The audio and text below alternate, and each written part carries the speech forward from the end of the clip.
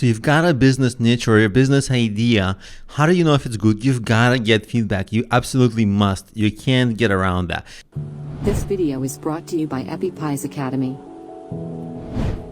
Talking from experience, I know that it's actually not easy to get feedback, and sometimes there's an impulse to skip it entirely because often you don't want to hear bad feedback, and really it's not that easy at times to get valuable feedback, and it's just an annoying process that you just don't know, did I get enough feedback? Is it right? Who knows, right? So when I was doing it for my ideas, I was consistently making the mistake of not getting enough feedback, getting into businesses without enough support or advice.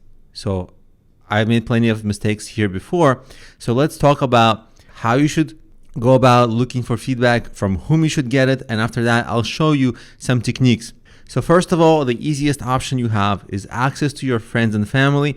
They'll always talk to you, hopefully, right? And the problem is that they have less objectivity. They're afraid for you to get hurt. They might be afraid for you to get into business. They might be afraid for you to take on risk or lose money. But also another problem is that they lack true deep industry expertise almost all the time. They might be good in business, but maybe not the one that you're starting.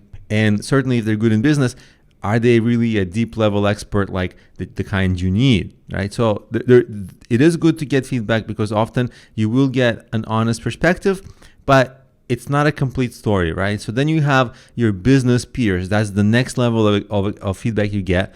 Essentially, these are your friends. You can go to networking events wherever you live. If you don't know what the networking events where you live are, just basically type like into Google business networking events in wherever city you live. Or if you have a specific industry, let's say you're getting into mobile apps, then you just type mobile app events, mobile app business networking in the city where you live, and you'll find plenty of options for workshops, events around that industry. So you can go and network and just talk to people. When you find peers there, they generally are accessible. The problem is they also lack deep insight. So you have to go further. Where do you get deep insight? Well, nobody knows better than your customers. They know what they like, what doesn't work for them, what works for them. So you have to identify who your customers might be. And of course, you might say, well, everybody can be my customer. Yes, but who is the ideal person you're thinking of when you're creating your business or service?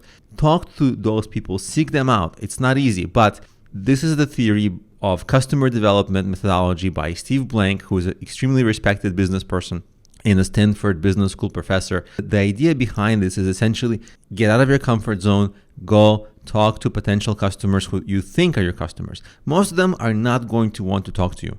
So you're going to have some rejection, but some of them will talk to you and they will give you insight. So this is a must. And you can structure that conversation. Of course, listen more than talk. Tell them the idea, but listen to their feedback and really take it in and think about it. You don't have to follow their feedback and take the advice, but certainly think about it a lot. If they give you positive feedback, we'll ask them, would you buy this? And sort of see where that conversation goes there. If they say, yeah, well, then then you have your first customer signed up almost before your business even launched, because you can then come back to them.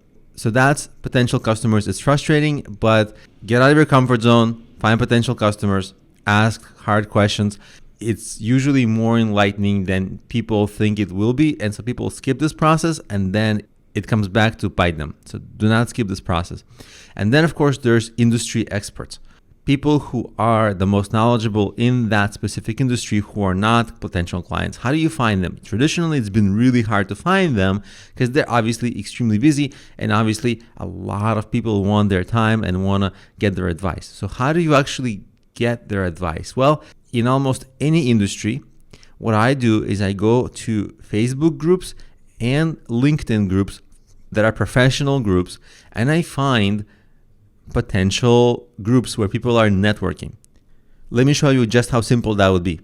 Let's say you have an idea for a podcast and you want to get feedback on it. It can be anything. It can be a new widget, anything. But let's say that podcasting is your thing. All you do is you find something like search podcasting group on Facebook. You can do the same thing on LinkedIn and look how many groups there are that you can join. And look how many people there are, 16,000 people, for almost 5,000 people. Some of these There's good discussions in some, not. So you have to try all of them. And then you would post your questions there and see who helps you.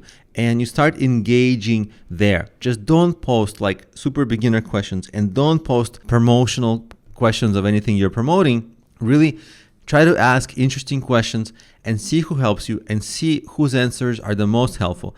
Then you can sort of start privately chatting with them, possibly chat more, get more help.